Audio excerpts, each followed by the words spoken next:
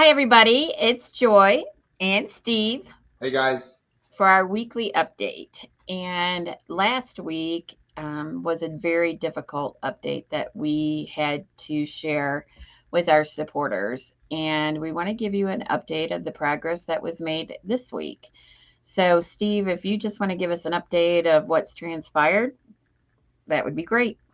Yeah, for sure. Hi guys, and thank you for all of you that watched the update on Monday. And Joy's exactly right. It's been a really challenge because sort of all of the faith that we had in the organizations we were working with, Overture, IBSR, has been challenged. And so to really dig into this, what we did this week, and I feel like we're making some really serious headway. Dr. Hans, who, as you have noted, Joy, previously, that he is our licensed doctor on staff in Okai, has met with IBSR and again, really reinitiated the passion and concern we have that maybe there's loopholes in the kids' needs not being met. So they have directed to reach even further into researching the kids, specifically in Okai, has been in question, but not as much because our reports have been pretty positive from the kids in Okai in that area. But in the Kenscoff area, which is back close to Fort Jock, is a bigger question, right? That's where we received a lot of negative reports of needs not being met. So IBSR has confirmed to us that they will get in touch with the Port-au-Prince office and will do research there specifically for those kids. So that was encouraging to me. So I'm glad we're at least getting the voice of IBSR and saying, listen, maybe everything's not rosy. Let's figure this out. And what about our attorney down there? Do you have any update in regards to that? Yeah, absolutely. Thanks, Joy. That's a question as well. So I have a pretty good relationship with our attorney in Port-au-Prince. And I spoke to her a while this week. She has agreed to putting some pressure on IBSR in Port-au-Prince as well and saying, listen, there may be some loopholes here. We're really, really concerned with this. In addition, she's expressed concern that the investigation that IBSR has just been out there and hasn't really been brought closure to. That there should have been some headway pushed through that. So she's agreed to try to help us find a solution to that. The big things are any of the investigation that's valid. We want to make sure that is taken seriously and brought closure to. But I was encouraged because again, our attorney there in Port-au-Prince has been there a long time. She's worked with IBSR since forever, knows all of the people there. So to have her really take a serious sort of affirmation with like, yeah, let's figure this out together, has been really encouraging. So I'm excited for that. And then we mentioned last week that you're heading back to Haiti the middle of February. Do you have any plans or strategies of the things you want to tackle first?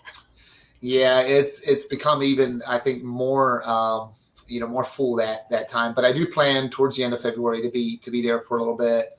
And we are trying to schedule another time with IBSR. As I noted, Dr. Hans was with IBSR this week.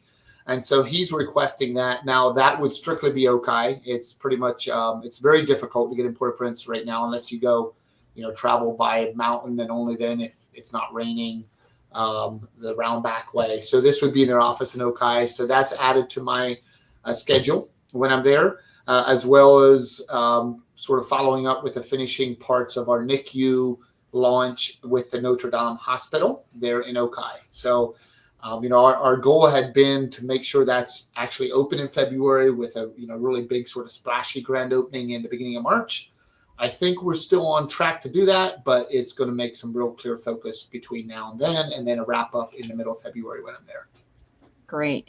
We appreciate the feedback and the comments that we get because we are trying to um, hear and address some of the comments that we're getting. So, having kind of a multi strategy approach is encouraging for us to have a medical doctor, to have an attorney. We're kind of hitting it from all edges to find out what is true, what kids are being taken care of, to make sure all the kids are being taken care of, where some gaps are. So we just ask that you continue to pray. It's very difficult right now. to get the feedback and to have to research and assess it as it as it comes to light. Yeah, that's good note, Joy. And I want to comment on that too. Many of you commented on this week's earlier video, and thank you. We really want your input. This is no one's ministries; it's God's. It's none of ours. So for us to understand what you're thinking, questions or thoughts, um, through the frustrating times of trying to find answers, can be discouraging. So for all of you that weigh into that, we really appreciate you. Thank you. We do. It's hard to do ministry in the United States. I mean, let's just be honest. It's hard to do ministry in the United States, then to do it in Haiti, and then all the violence and the issues going on in Haiti is another layer. Mm-hmm. But we're resolute in our passion, in our service, and getting other people's perspective is always beneficial and helpful. For You know, sure. sometimes we're um, focused on the issues at hand, and we just really appreciate. And I'm talking about more from a prayerful perspective of support. You know, it is God's ministry. It is His work, and we're just vessels of it. And we appreciate the support that we're getting. So we will keep pushing forward. We'll be back next week with an update, but just pray that Haitian Social Services will take heed of our initiatives through Dr. Hans and our attorney to really investigate and provide us answers. Absolutely. Thanks to all of you. Glad you tuned in. All right, we'll see you next week. See you guys.